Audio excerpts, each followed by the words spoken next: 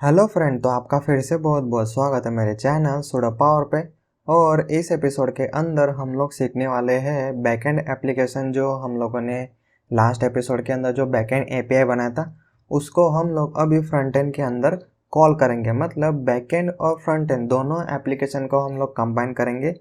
आप उसको बोल सकते हो दोनों एप्लीकेशन को कनेक्ट करना, या फिर आप बोल सकते हो कि दोनों एप्लीकेशन के बीच में कम्युनिकेशन करना। ठीक है फ्रेंड्स, तो उसी के साथ और एक मैं इसके अंदर आपको टॉपिक सिखाने वाला हूँ, जो है क्रॉस ओरिजिन। और क्रॉस ओरिजिन वाली जो प्रॉब्लम है वो क्या होती है और उसको हम लोग कैसे सॉल्व करते हैं, तो वो भी हम लोग इस एपिसोड के अंदर देखने वाले। तो फ्रेंड, अगर आपने मेरा पिछला एपिसोड देखा होगा तो उसके अंदर हम लोगों ने कुछ इस तरीके से रेस्ट एपीआई बनाया था। ठीक है, तो ये सब कैसे कोड करते हैं, कैसे रेस्ट एपीआई बनाते हैं, गेट, फिर उसके बाद पोस्ट, फिर पुट, फिर उसके बाद डिलीट। ठीक है, तो इन सब का कॉन्सेप्ट अगर आपको सीखना होगा तो आपको मेरा पिछला एपिसोड ज़रूर ज़रूर देखना है। तो पिछले एपिसोड के अंदर हम लोगों ने ये जो एपीआई थी वो हम लोगों ने पोस्टमैन के अंदर कॉल किया था, लेकिन अभी ये एपिसोड के अंदर हम लोग ये सारे एपीआई फ्रंट एंड के अंदर कॉल करने वाले।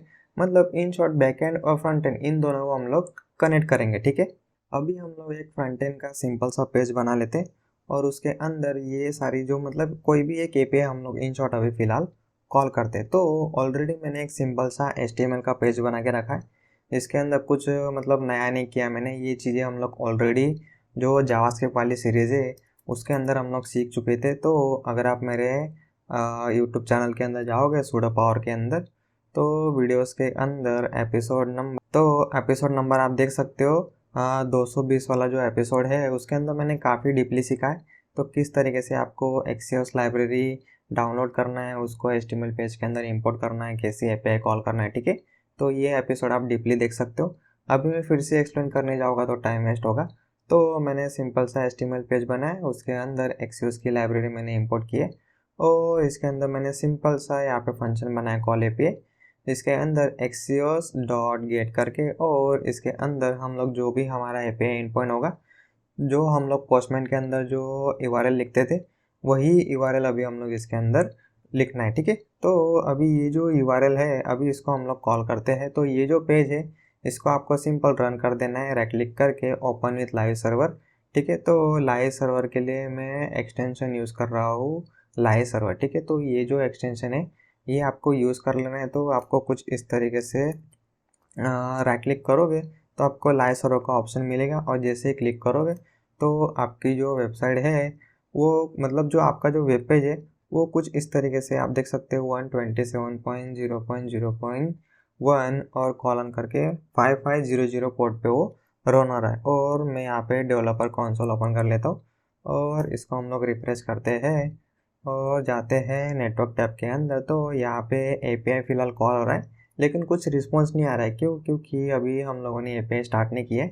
तो हम लोग जाते हैं हमारे पाइथन एप्लीकेशन के अंदर। तो इसके अंदर मेन फोल्डर के अंदर तो जाना ही है आपको, और इसके अंदर इसको हम लोग रन कर देते हैं और डिबग मोड में हम लोग रन करते हैं। तो मैं करता हूँ इंटर, और तो हमारा सर्वर यहाँ पे स्टार्ट हो गया 0.1 कॉलन करके 5000। तो यही यूआरएल मैंने फ्रंट एंड के अंदर यहाँ पे लिखा हुआ है और स्लैश करके हमारा सिंपल एपीआई का एंड पॉइंट। तो अभी हम लोग फ्रंट एंड के अंदर जाते हैं और इसको मैं करता हूँ रिफ्रेश। तो फ्रेंड, आप यहाँ पे देख सकते हो स्टेटस के अंदर हम लोग को यहाँ पे दिखा रहा है कोर्स एरर।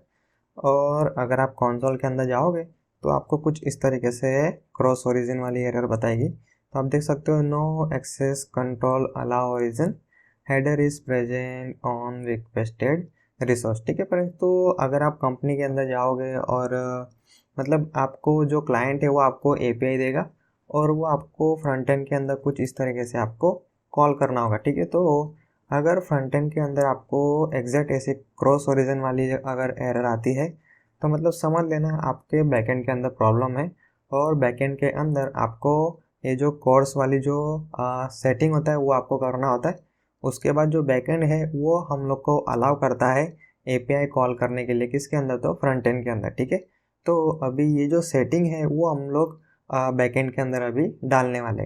तो फ्रेंड, अभी जो हम लोग फ्लैश जो फ्रेमवर्क यूज़ कर रहे हैं पाइथन के अंदर, तो उसके अंदर हम लोग को एक लाइब्रेरी मिलती है जिसका नाम है फ्लैश डैश कोर्स करके, और उसका URL है। तो ये URL मैं डिस्क्रिप्शन के अंदर शेयर कर दूंगा, वहाँ से आप ले सकते हो।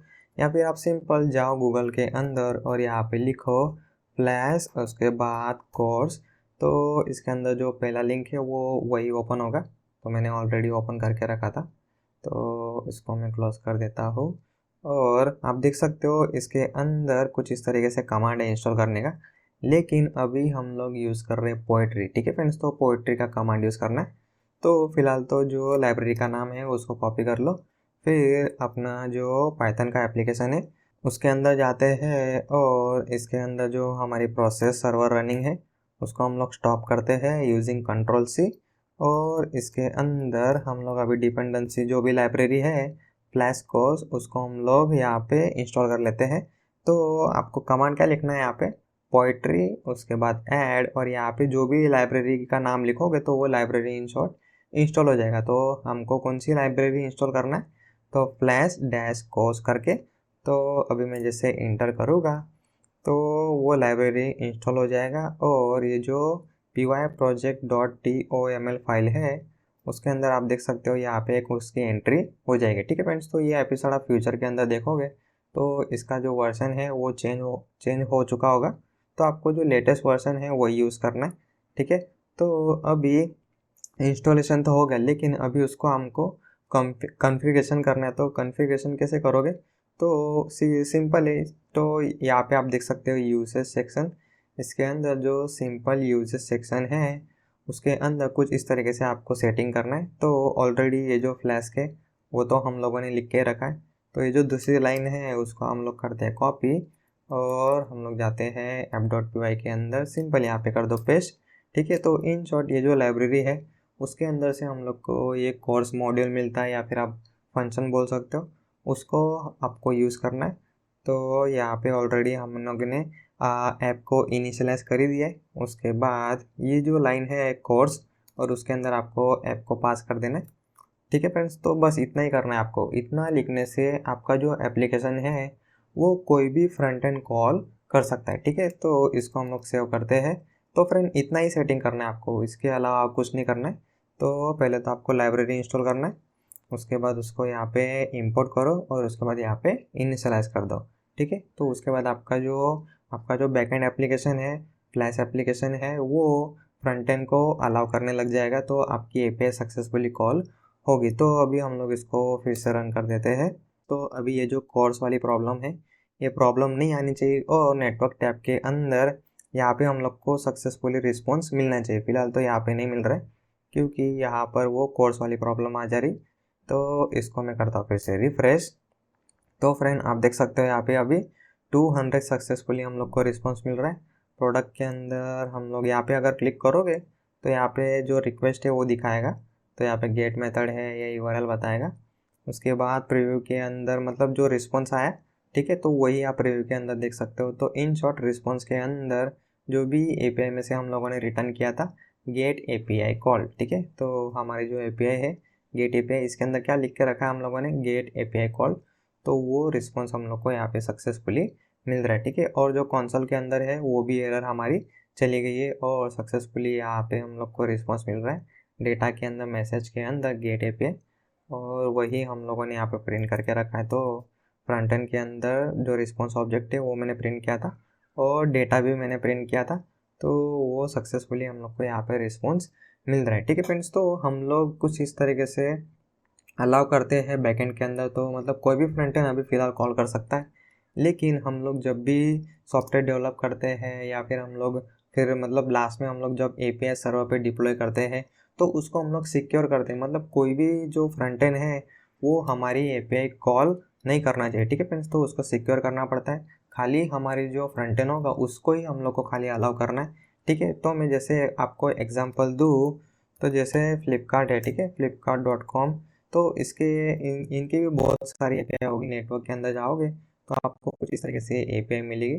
तो ये जो API है ये खाली जो flipkart.com है वही कॉल कर सकता है। अगर कोई दूसरा उसको कॉल करने जाएगा तो वो कोर्स वाली प्रॉब्लम देगा। ठीक है फ्रेंड्स, तो इसको हम लोग सिक्योर कैसे करेंगे, तो सिंपल है, आपका जो फ्रंट एंड का जो यूआरएल होता है खाली आगे का पार्ट, ठीक है, तो वो आपको आपके बैक एंड के अंदर यहाँ पे कॉन्फ़िगरेशन करना होता है। तो कॉन्फ़िगरेशन कैसे करोगे, तो वो भी डॉक्यूमेंटेशन के अंदर आपको मिल जाएगा। तो इसके अंदर ये जो है रिसोर्स स्पेसिफिक कोर्स, तो इसके अंदर मतलब हम लोग रिसोर्स स्पेसिफाई कर सकते हैं कि किसको हम लोग को अलाउ करना है। और इसके अंदर डॉक्यूमेंटेशन के अंदर जाओगे तो आपको डीपली मिलेगा। तो इसके अंदर आपको यूज़ करना है ये ओरिजिन वाली सेटिंग, ठीक है। तो या फिर आप यहाँ से डायरेक्टली कॉपी पेस्ट कर सकते हो। इसको मैं यहाँ से कर लेता हूँ कॉपी, और हम लोग यहाँ पे जाते हैं कोर्स ऐप और कॉमा करके आपको यहाँ पे कोर्स लिखना है, ठीक है फ्रेंड्स। तो ये सब जो सेटिंग होता है, ये जो सिंटेक्स है एक्चुअली, ये सिंटेक्स तो मैं खुद याद नहीं रखता हूँ सिंपल हमेशा, मतलब हम लोग जनरली तो मैं पाइथन के अंदर काम नहीं करता, तो इसलिए मुझे ज़्यादा तो इसके सिंटेक्स याद नहीं रहते। लेकिन हम लोग को जो कॉन्सेप्ट है वो कॉन्सेप्ट हमारा क्लियर होना चाहिए। मतलब नेक्स्ट टाइम अगर आप सिंटेक्स भूल गए तो आप सिंपल गूगल करोगे, फ्लैश कोर्स लिखोगे और उसके अंदर डॉक्यूमेंटेशन के अंदर जाओगे और वहाँ से मुझे सिंटेक्स सिंपल मिल जाएगा, ठीक है। तो कुछ इस तरीके से हम लोग प्रॉब्लम सॉल्व करते हैं। हमेशा हम लोग हर सिंटेक्स हम लोग याद नहीं रखते, ठीक है। तो इस तरीके से आपको गूगल करना है, और हो सके तो जो डॉक्यूमेंटेशन होता है वो आपको काफ़ी अच्छे से रीड करना है। तो अगर मुझे मतलब मार्केट के अंदर कोई नई टेक्नोलॉजी भी आती है तो मैं हमेशा जो डॉक्यूमेंटेशन है तो उसको मैं अच्छे से रीड करता हूँ, अच्छे से समझता हूँ, उसको प्रैक्टिकल करता हूँ, ठीक है। तो कुछ इस तरीके से फिर आप भी मतलब कोई भी लैंग्वेज के अंदर आप मास्टर बन सकते हो। तो अभी हम लोग हमारे कोड के अंदर आ जाते हैं, और यहाँ पे अभी हमारा जो फ्रंट एंड का जो यूआरएल है वो क्या है, तो हम लोग फ्रंट एंड के अंदर फिर से जाते हैं, और ये जो यूआरएल है इसी को मैं यहाँ से कर लेता हूँ कॉपी, और यहाँ पे मैं पेस्ट कर देता हूँ, ठीक है। तो कुछ इस तरीके से जो भी आपका फ्रंट एंड होगा वो एग्जैक्ट यहाँ पे आपको लिखना है, ठीक है। तो समझो अगर आपने जो फ्रंट एंड है वो कोई डोमेन के अंदर आपने पब्लिश किया है, जैसे abc.com, तो आपको यहाँ पे abc.com लिखना है। तो फिलहाल हम लोग लोकल होस्ट के अंदर है और 5500 पोर्ट है, तो वो आपको यहाँ पे स्पेसिफाई करना है। अभी इसको हम लोग करते हैं सेव। तो यहाँ पे सर्वर जो है वो रिफ्रेश हो गया, ठीक है। तो ये जो टर्मिनल है वो अगर आपको शॉर्टकट की से ओपन क्लोज करना होगा तो कंट्रोल और बैकस्लैश वाली जो की होती वो आपको यूज़ करना है। तो आप फ्रीक्वेंटली कुछ इस तरीके से ओपन क्लोज कर सकते हो, और ये जो शॉर्टकट है उसका ही मैंने एपिसोड बना के रखा है, तो वो आप देख लेना, तो वो आपको थोड़ा हेल्प कर देगा। तो फ्रेंड अभी फिर से हम लोग फ्रंट एंड के अंदर आ जाते हैं, और इसको मैं यहाँ से रिफ्रेश करता हूँ। तो यहाँ पे अभी सक्सेसफुली मुझे रिस्पॉन्स मिल रहा है, ठीक है। तो अभी हम लोग क्या करते हैं, इसको हम लोग टेस्टिंग करते हैं, और ऐसा मैं सेम टू सेम पेज बनाता हूँ लेकिन उसको हम लोग दूसरे पोर्ट पे रन करते हैं। तो वो कैसे करोगे, तो सिंपल है, आपका ये जो पेज है वो मैंने कोर्स फर्स्ट डायरेक्टरी के अंदर बना के रखा था, मतलब फोल्डर के अंदर। ये जो फोल्डर है कोर्स फर्स्ट करके जो फोल्डर है उसके अंदर मैंने ये फाइल बनाया, उसके अंदर ये कोड है, ठीक है।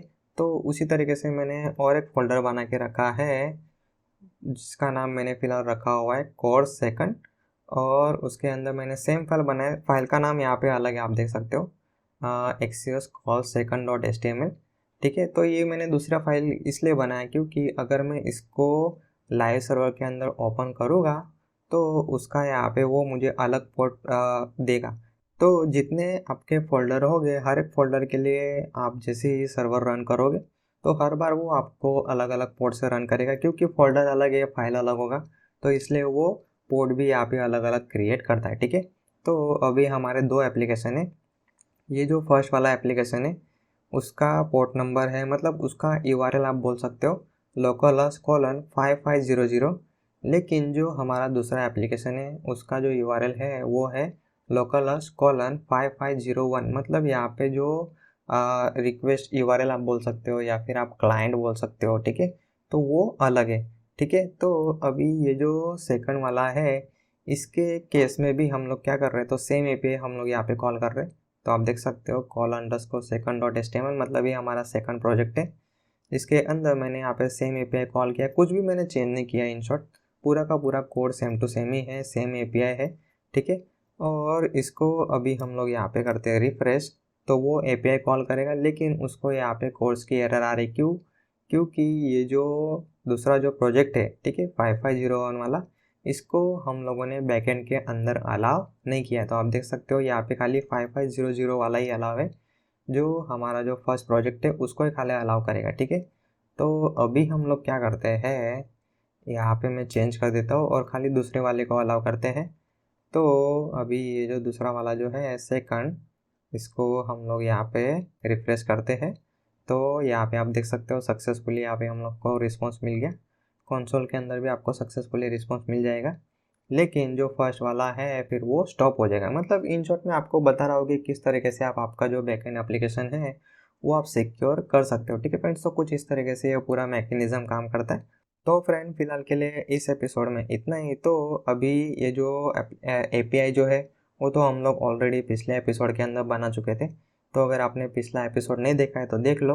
उसके बाद आपको कुछ इस तरीके से सिंपल सा पेज बनाना है, और ये जो पेज है वो मैं डिस्क्रिप्शन के अंदर भी शेयर कर दूंगा। तो वहाँ से आप डायरेक्टली कोड ले सकते हो और डायरेक्टली रन कर सकते हो, ठीक है। तो खाली आपको 2 अलग अलग फोल्डर बनाने हैं, दोनों के अंदर आपको अलग अलग फाइल बनाना है।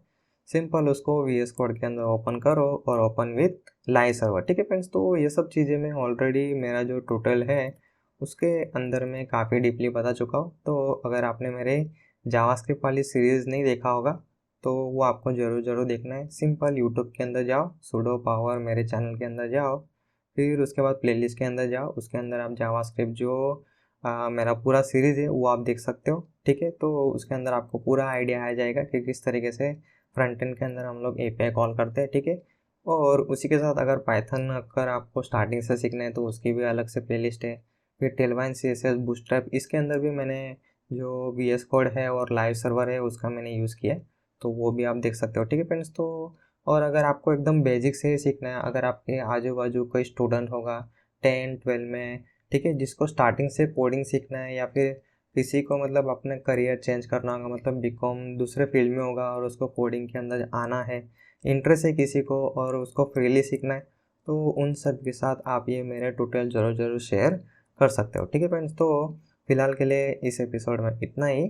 Thank you. और अगर आपको कोई भी क्वेश्चन आता है तो आप मुझे इंस्टाग्राम पे फ्रीली कांटेक्ट कर सकते हो, उसके अंदर आप मैसेज कर सकते हो, या फिर कोई भी वीडियो के कमेंट सेक्शन के अंदर आप मुझे क्वेश्चन पूछ सकते हो, ठीक है फ्रेंड्स। तो फिलहाल के लिए इस एपिसोड में इतना ही। Thank you.